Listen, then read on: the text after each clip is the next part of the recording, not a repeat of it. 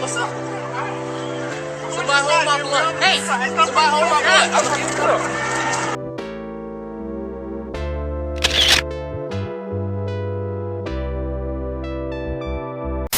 Hello, my beautiful counter-economist friends.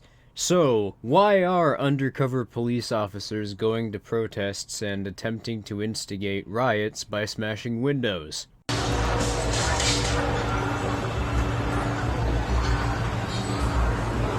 Wait, what the fuck?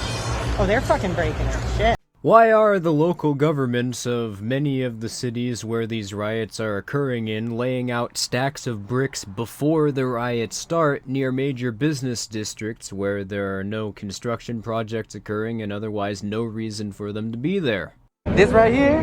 Yeah, they put them there This on the purpose. setup. They put them there on purpose, Y'all know bro. where we at. They gonna set them hoes right up on the route. Y'all know what building this is Come right on here. now. I ain't even gonna say what name it is. Hey, where do them bricks go to? Where do them This bricks is go setup. to? Where do them bricks We go gotta to? do better.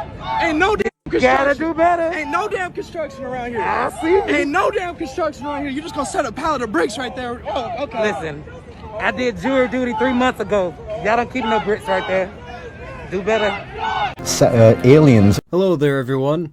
So on May 25th of this year, a man by the name of George Floyd was stopped by Minneapolis PD after they were called to a local business on a report that a man had attempted to use counterfeit money.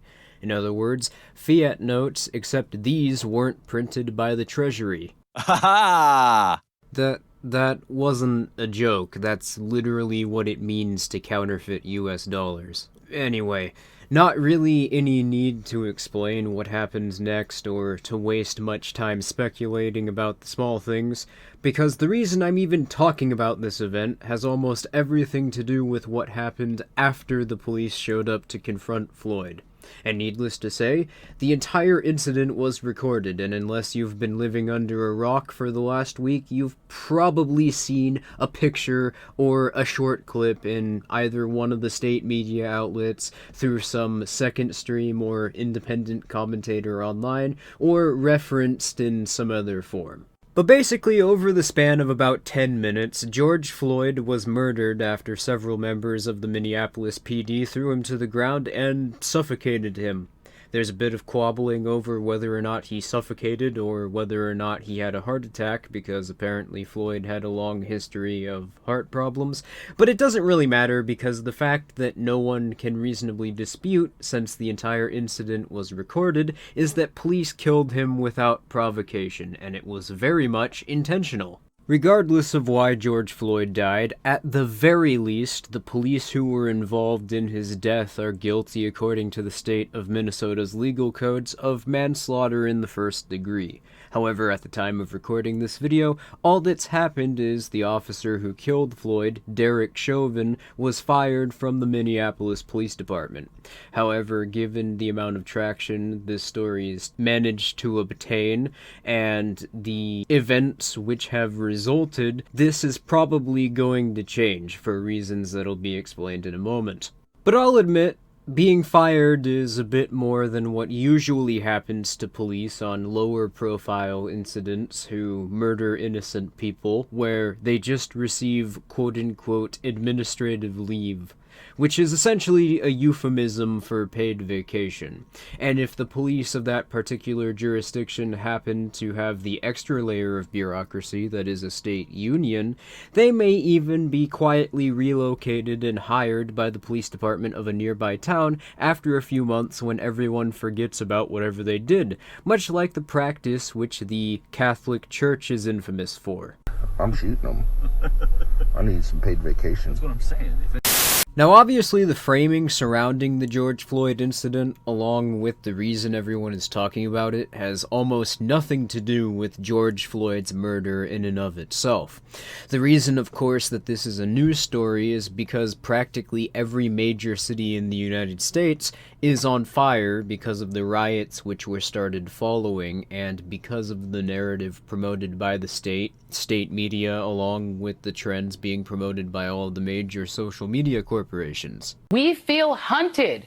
Everybody I know, white, black, every race that I know is angry. No one I know is sleeping. People are stressed. People are afraid. But everybody black I know feels hunted. And that is not the way we're supposed to feel in our own country. Fed up. Just stop killing us. This is not a huge demand.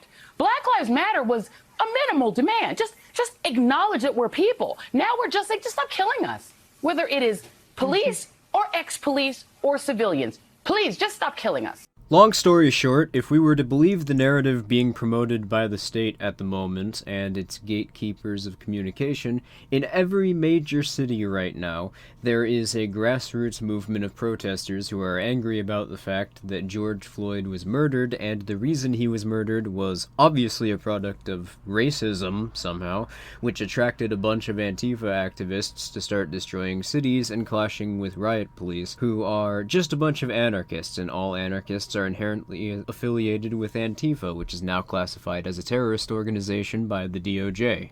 As you could probably guess by the sheer fact alone that this is starting to take all of the coverage which for the last few months has been solely dedicated to COVID, and now suddenly none of the state propaganda outlets seem to be even so much as talking about COVID, let alone dedicating every single minute of coverage to it, this entire series of events glows more than the Vegas Strip on Christmas Eve. Firstly, there's been what's noted in the introduction of the video here, which is that there have been dozens of documented incidents either of government agents posing as protesters destroying property in order to instigate a violent reaction from the riot police, and or to manipulate the dissidents around them into following suit.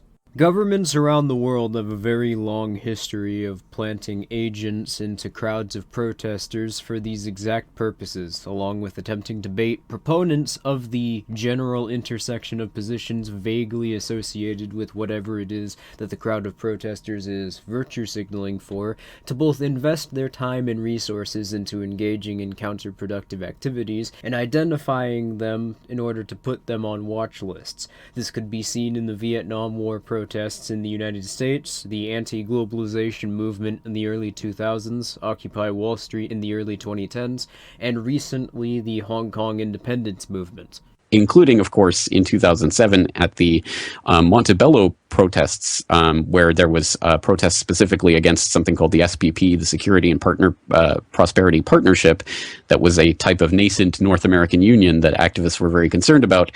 There was, at those protests, a group, two masked individuals who were seen to be carrying rocks and threatening the police line, who ended up getting taken in by the police and were identified as, and eventually admitted to be actually policemen.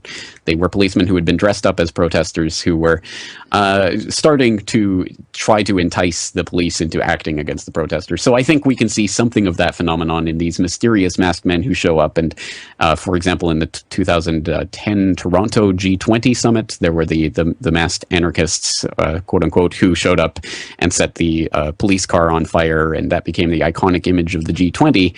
And again, there are very, very important questions about who these people were, where they came from, and why some of them were allowed to run behind the police line as they were running away from some of the other protesters. This tactic is so regularly practiced by various intel agencies around the world that there's even a common name they all have for it: black propaganda strategies.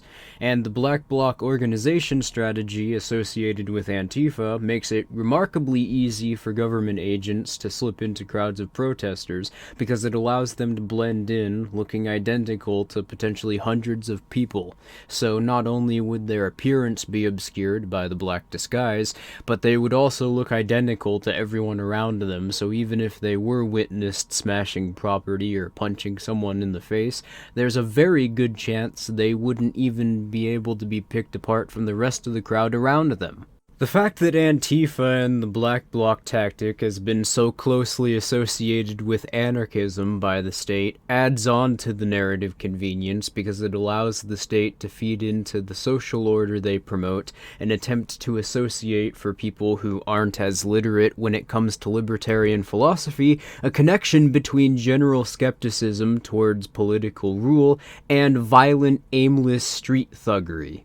Not to mention that it also associates anarchy with Marxian philosophy, which I could spend an entire video explaining why that's wrong and the disconnect between libertarianism and Marxism in their core assumptions about social organization, action, and agency alone, but for the sake of this video, we'll just leave it at the fact that this causes people to associate state skepticism with pro-political affiliations, which from the perspective of someone who views state policies as being a representation of their own interests, will cause them to associate anarchy, at the very least, with policies they view to be antagonistic towards themselves, even though anarchy, if anything, assumes itself to be a fundamental refutation of the concept that our interests as people are beholden to anything other than what we determine them to be.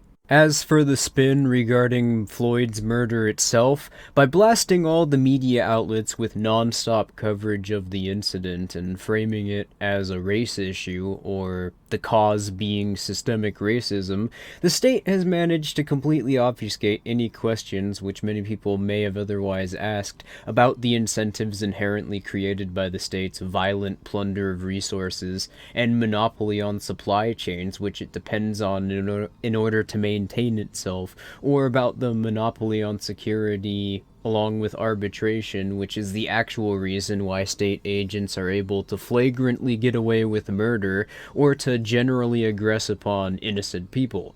Literally, the same organization which runs all the police departments also runs the courts and determines unilaterally how people compensate for crimes they've committed or what even counts as an act which requires compensation.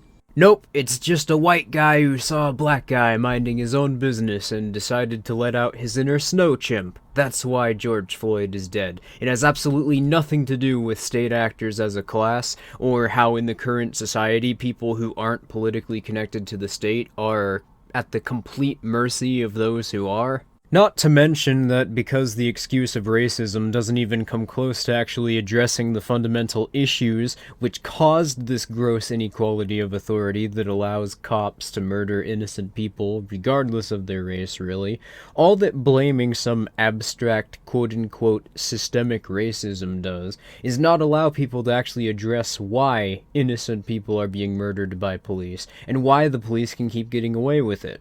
So for anyone watching who may have bought into the systemic racism narrative, you would actually benefit from focusing on criticizing political rule and dropping the race bit altogether. States benefit from invoking racism as well because it allows them to manipulate people into being incapable fundamentally of questioning their authority, because they can simply blame anything that the state does on the conscious self-interest of malicious individuals within the state as opposed to the state itself. And what about all the innocent people who were either white or the cop wasn't white, who were killed or worse by police, who the media never so much as mentions because the state can't invoke the Hegelian dialectic and try to frame the issue around the assumption that something other than political authority was the cause, such as Daniel Schaefer, who was shot and killed while he was on his hands and knees,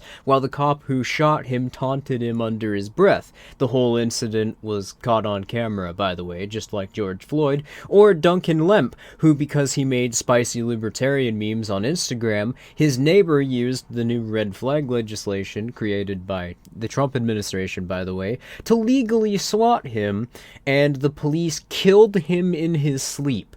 Not only that, but his family, for protesting his murder afterwards, were threatened by the Potomac Police Department. And to add extra insult to injury, the few media outlets which did cover his murder wrote sympathetically about the police department and basically tried to imply that he was a Nazi by referring to him as a, quote, far-right extremist. Despite how most people are taught to think of propaganda, propaganda is the conceptual manipulation of how information is presented, as opposed to simply the promotion of false or incomplete information.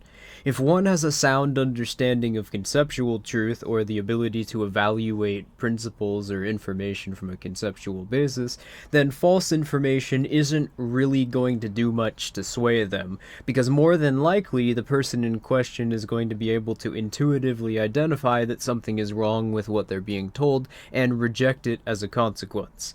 But if someone were to not understand how to evaluate subjects on a conceptual basis, and a particular conceptual truth claim is constantly reinforced everywhere they look, information is then contextualized from that particular perspective to them, the person in question begins to treat the conceptual assumptions made about how they evaluate information as if they aren't even up for debate. The goal of the propagandist, therefore, is to try and manipulate people into never questioning their premises, and to strip them of the mental faculties with which to do so. So actually, you should be concerned when you see information dominate 90% of the coverage by state media outlets, which from a superficial perspective appears to be inconvenient for the state's interests for you to hear about it, because odds are it's probably being presented to you in a way which is designed to manipulate you into conforming to the state's interests. So before I go, let's quickly name off a list of things which the coverage of these riots have also conveniently allowed to fly under most people's radar. The Trump administration announcing that June's QE cycle will likely put interest rates in the negative. The CDC publishing a paper which states that COVID-19 has a mortality rate of 0.02%, meaning that just based on the genetic makeup of the disease alone, influenza has a higher chance of killing you. This also all but confirms that COVID deaths are being artificially inflated, since the amount of people who've officially died in the span of time that COVID's been circulating would be mathematically impossible. Which is probably the reason why COVID's no longer front page news. Not like the state was able to provide a consistent narrative for what was going on even when it was. Honestly, a big part of why I haven't been making videos lately is because I've been trying to tune out as much as possible, listening in a single segment to the claim that we're in a depression because spending is simultaneously both too high and too low, with every segment openly contradicting itself exactly like this, made me feel like I was listening to a radio frequency which was picking up two different shows at the same time. The BLS employment statistics were released, which shows that official unemployment figures, i.e. the people who report being unemployed of people who reported, is around 17%, with real unemployment probably being closer to 35 or 40%, which means right now unemployment is currently higher in the legal market than it was during the worst years of the Great Depression. And about 10 more nations have announced that their central banks have defaulted, meaning that the global legal economy is that much closer to falling apart and leaving people with gray and black market infrastructure as the only means of making ends meet. Go ahead and leave a comment if I missed any notable news stories, or there's more to what the state is trying to pull than what I touched upon. Anyway, that's all for today's video. If you liked it, please comment, rate, and subscribe, and I will see you all next time.